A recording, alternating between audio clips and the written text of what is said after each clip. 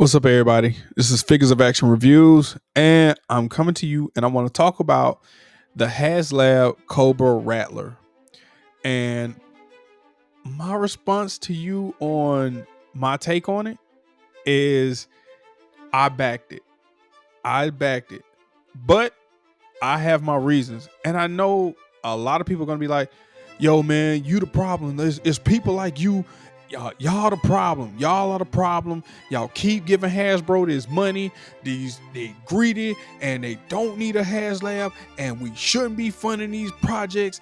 And you just keep giving them the money. They never gonna learn. They gonna keep taking advantage of fans and collectors. And you know what? You have some truth in that. You're right on some of that, and I'm right there with you. However, my reason for backing the Rattler is a lot different than any old collector or fan that's like, oh, I wanted it, so I got it. I really wanted it. No, there was a reason why I backed the Cobra Rattler. And a lot of that reason has to do with what we already have seen from other Haslab projects. So, I mean, you take any of the other projects and you look at those first, and you'll kind of get an idea of why I actually backed the Rattler. Now, to me, do I like the Rattler? Yes, I do. I do like the Rattler, and I think it looks very nice. I think it looks really clean. It looks like a upscale model from the older original Rattler that came out. What was it, 84? I can't really remember that. I mean, I was an 80s kid. I grew up in the 80s, but I can't remember if it was 84, 86 when that Rattler came out. But I actually seen one recently in Replay Toys. We have a toy store called Replay Toys. I don't know if you guys ever had one either, but we have them. And so I saw one on the next to the vintage toys, and I picked it up, and I was like, you know what? When at the San Diego Comic-Con, when they were showing the Rattler, one of the Hasbro representatives was going all into detail about how the guy who actually, did the design and the detail, he was just like, oh, he went deep in his soul, and he just took a deep dive, and he just, he went all around, and he really put his all in all into it, and he came out with this mold and this design. He put his everything. Now, hold up. Now, am I saying that the dude who made the design for the Rattler that's coming out for the 6-inch line, am I saying that he didn't do his all? No, I'm not saying that. I'm not saying that he didn't put forth the effort into making the design for the Rattler. But what I am saying is that dude doing some hellified overhyping, because trust me, if you see that original Rattler, the only thing this dude did was upscale the size and then change a few of the aesthetics on the Rattler from the old Rattler. I mean, like the cockpit glass, that's a change. The gunner station, that's a slight change, but everything else looks pretty much the same as it did with the previous Rattler, the original. All of this is just that they just looked at the design and was like, all right, so what we gonna do? We just gonna make it bigger. We're gonna take it and we're gonna make it bigger, and we're gonna give it some wings that fold up, and so you can say you can store it in another place or whatever, and make it smaller or however you want to. But this twisting of the wings, the original Rattler could do that. The original Rattler could do that with the 3.75 inch figures. It could do that. And my issue is that I don't believe that Hasbro has to do a Haslab for stuff like this, because time and time again it's been proven that not only will people buy this stuff, but they will back it hands down. And you know what? And we can prove it too. So this needed what, 9,000 to backers in order to get it going, and we needed 11,000 for the first tier. I think it was like, well, let's see, yeah, 11,000 backers to unlock some patches, and we need 14 to unlock, a Cobra Rattler gunner. That's crazy. How we get a plane that doesn't have a gunner already in it, and it's $349.99, right? And then you need 18,000 backers to get the Baroness. Trust me, I don't even care about that Baroness. But my reasons for backing the Rattler are because, to me, I do want it, but it's more of I know I can get my money back on it. I know I can get my money back on this. Let's look at something else. So I don't know what it is with you Star Wars fans, but y'all seem to be, love just backing whatever Hasbro put out. And I mean, you would think that this ship, the Ghost, would be like for a 6-inch figure, considering that it's $500 and they only needed 8,000 backers and they got 21,000 backers. I don't know what it is about you Star Wars fans. Look, hold up. First and foremost, let me just make this clear. I'm not knocking y'all. I'm just saying y'all came out in full support for this thing, and you paid this $500 for this ship. And to me, you got to help me understand how it made sense. Unless you're looking at it from the standpoint from what I'm looking at it, because I'm looking at that like, okay, this not for a 6-inch figure, which I originally looked at it and was like, yo, this must be for a 6-inch figure. No. This isn't for a 6-inch figure. This is for a 3-inch figure. This is for a 3-inch figure. And so I'm sitting here scratching my head like, huh? Wait. None of these figures here are 6-inch? All of them are 3.75-inch figures? So he was like, oh, it's pretty big. Like, you guys was making pretty big ships from the get-go. The Millennium Falcon you made back in the day wasn't small. Like, and you didn't Haslab that? Like, you didn't have no rip off the cereal box tops and mail them in with $150 special on that? You were selling it in the store. And Hasbro can still sell this stuff in the store. But this is just one example. The Ghost only needed 8,000 backers. It got fully backed. Almost 3 times what it needed. The Dragonfly. We still not gonna let that go, Hasbro. Y'all messed up Glinda's face. I don't know how y'all messed up that, but y'all did a horrible job. The Dragonfly only needed 10,000 backers, and it got 24,000 backers, and it was $274.99, so $275, which I'm like, all right, yo, this is pretty cool. And the Cantina, which was, to me, it's not worth it. The Cantina is definitely not worth it. Another 3.7 inch figure line display.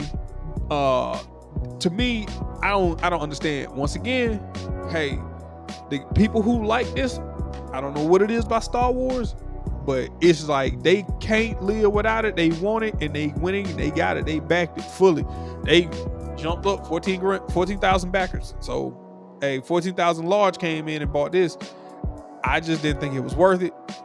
Looked like a bunch of plastic trash to me. But hey, whatever you like, that's what you like.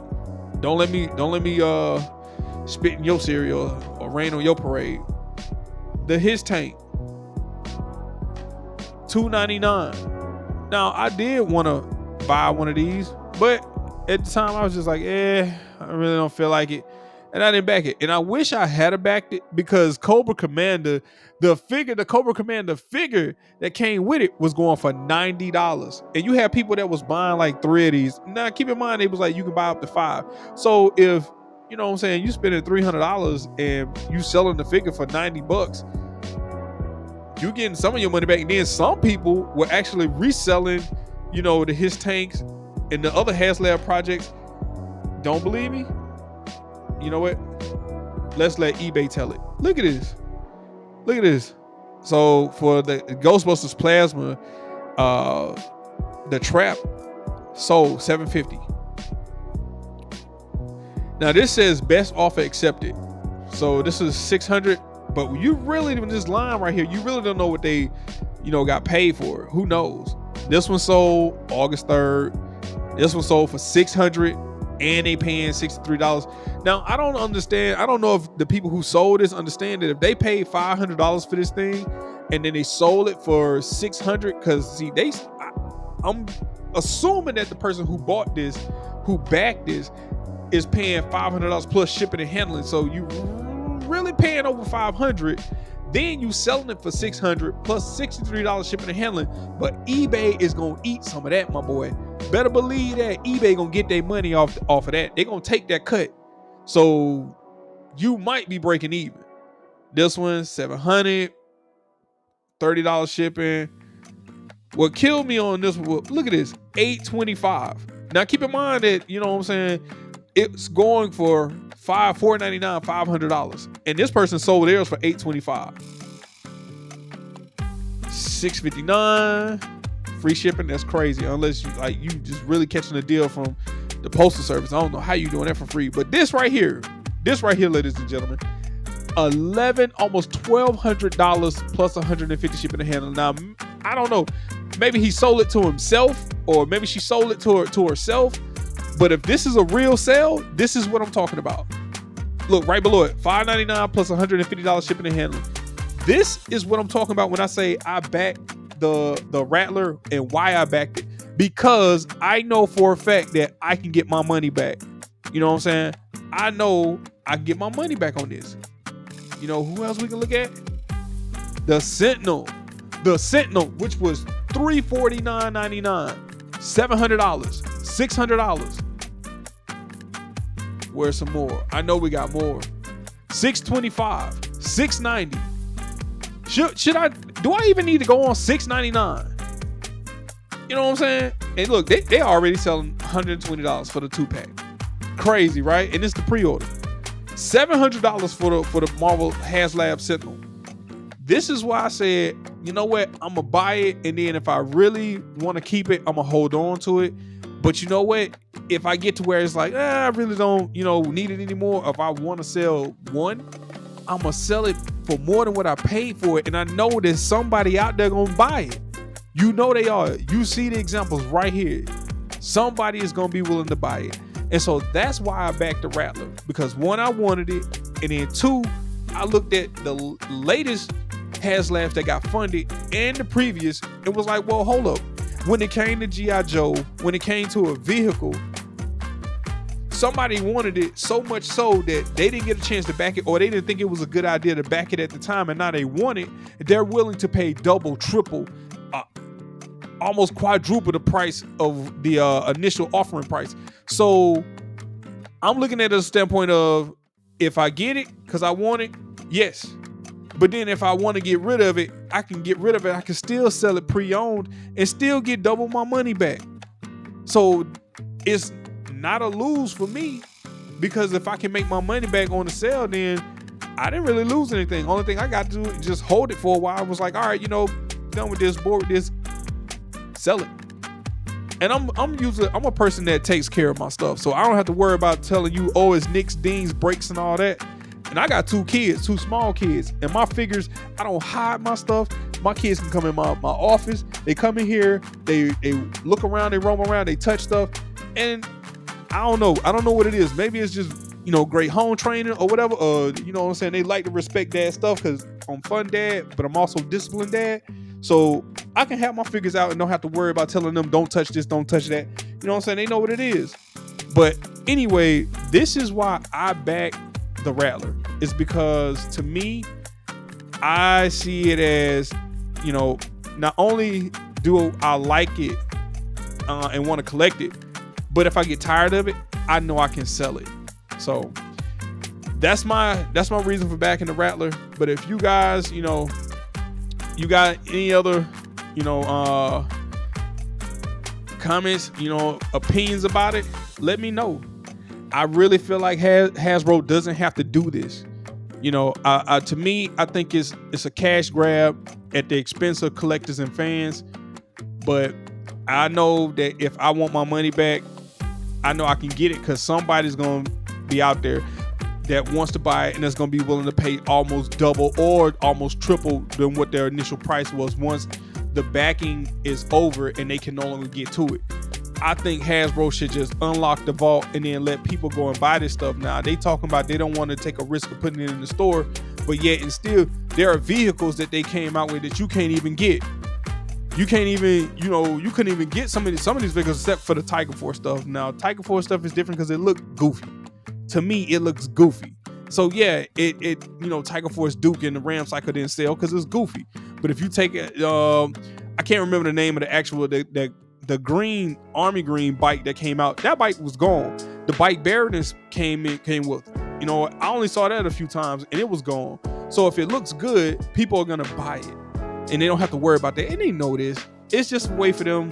To me, in my opinion, it's a way for Hasbro to get everything paid for, because they already know they have it factored in with the numbers that after they sell so many that it will, let's say we don't even know what the price is to make these, but let's say they need 9,000 backers, right?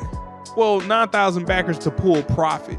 They're not telling you what it is to break even. And like I've said before, they're not making something to break even for you. You're not that special to them.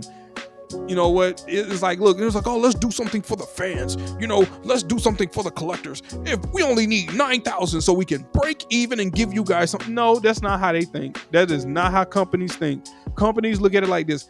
Hey, how many of these do we need to sell before we pull in 20 million of profit? 9,000. Oh, okay, cool. Then we need 9,000 to back this in order for us to even consider making this. But if we can't make a decent profit, we're not doing it. That's how companies look at doing business. They look at customers like, how much are you willing to spend? What's in your pocket? What's in your wallet? And how much you willing to give us so that we'll give this to you, and then we'll say we're doing you a favor. Like, no. No, it's a transaction. And you know what? You don't have to do it or take it this way, but this is how Hasbro chooses to do it.